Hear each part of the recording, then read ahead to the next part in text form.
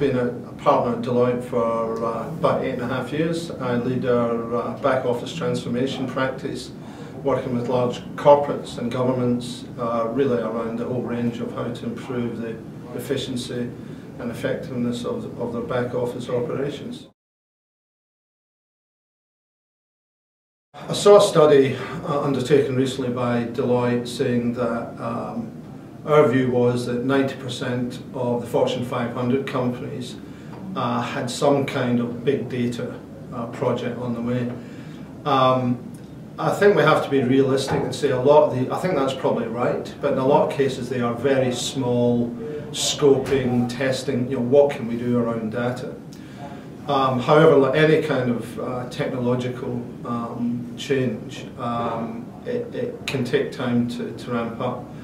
We're certainly seeing organisations that have access to a lot of data, including extended data sets from the customers and external, other external sources, at least experimenting and really thinking about how they can use it.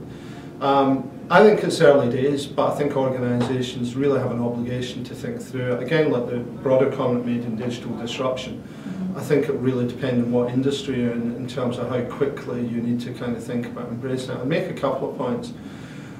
Most organisations actually are very suboptimal with the data they currently have. So forget about extending out to big data and external data sets and so on. There is still massive opportunity for most organisations to leverage what they have. And I think if they fail to think about some of their existing data sources, as part of the journey about big data, they're probably going to have a lot of problems. A lot of it's around discipline and really putting disciplines in place around data. There's probably, I turn it around a bit and I'd say there are probably 3 questions every organisation should ask itself around its data in order to think about it. 1, what were the 5 most critical decisions that your business made last year? 2, was the information that was used to make these decisions, could it have been improved upon in some way? Where were there gaps? Where could more information have been, informed the decision better? And 3, who in your organisation is responsible for improving that information for these decisions over the next 12 to 24 months? I was thinking about that question this morning. I was thinking about Deloitte as an organisation, a professional services organisation, and how it really comes down to people working together in collaboration. And whilst I think we do it well many times, we could do so much more. So to me, the intelligent enterprise is really around, regardless of the way your organisation, the way that the formal organisation is structured, profit and loss lines and organisation reporting lines.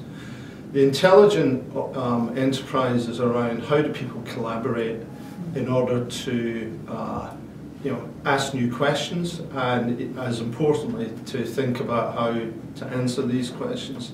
So I think the intelligent enterprise, you've got most organisations underutilise their assets in terms of people, and certainly, as I said earlier, in terms of information and data. So to me, the intelligent enterprise is around how do you actually leverage and sweat these assets, if that's not a negative term, in a much better and in different ways. And that's not easy, because we all have kind of organisational lines or profit and loss lines, but it's kind of coming out of these in order to work across the organisation and increasingly with other organisations, which makes it even more complex.